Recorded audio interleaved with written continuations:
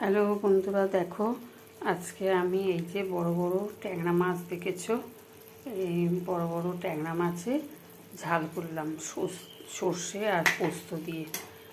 কালো জিরে ফোড়ন দিয়েছি, আর এই দেখো কাঁচা লঙ্কা দিয়েছি একটা, আর পোস্তর মধ্যে আর এটার মধ্যে কাঁচা লঙ্কা বাটা ছিল, একটু সর্ষের তেল দিয়ে করলাম। এটা দারুণ সুন্দর খেতে হয়।